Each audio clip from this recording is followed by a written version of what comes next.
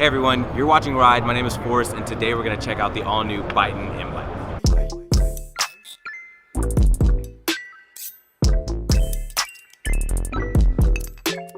Alright guys, so now we're going to take the Byton M-Byte for a drive. Now this is a pre-production version, so what you're seeing, what you may see in this video isn't fully representative of what this car is going to be like when it goes into production. So please be graceful in that area and do keep that in mind. But in terms of driving impressions, this will give us a good idea of how the M-Byte's going to drive.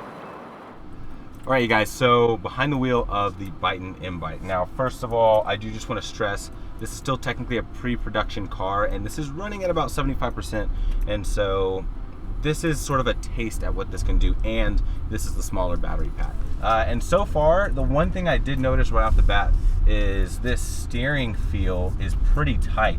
I really like it a lot. I hope that this does stay true whenever it comes to production, because I love that tighter steering wheel. It just makes it feel a little bit sportier, makes it feel a little bit more communicative, and it drives really good. And one thing I am actually pleased to hear is that Byton didn't take the route that most electric cars are going these days. And just because you have a vehicle that has a powertrain that can accelerate super fast, all of a sudden it has to be a sports car.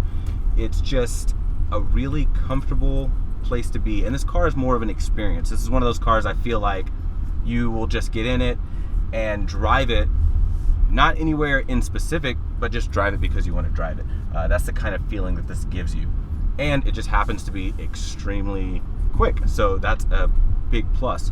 This feels quicker than like a Ford Edge ST easily, just to give you guys a gasoline comparison. But I mean, overall it's great.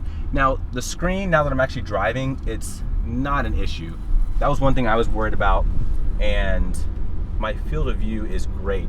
And as a matter of fact, I have this seat at its lowest setting.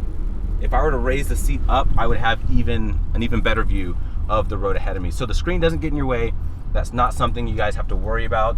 The only thing I will admit is that the hood drop off, or the hood is actually probably a little bit higher than the screen.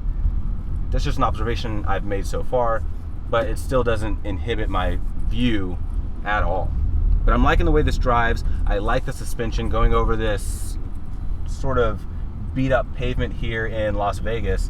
You can't really tell that it's a bumpy ride. So pre-production has already started on the M-Byte, so you can expect to see the full production cars on the road by this time next year.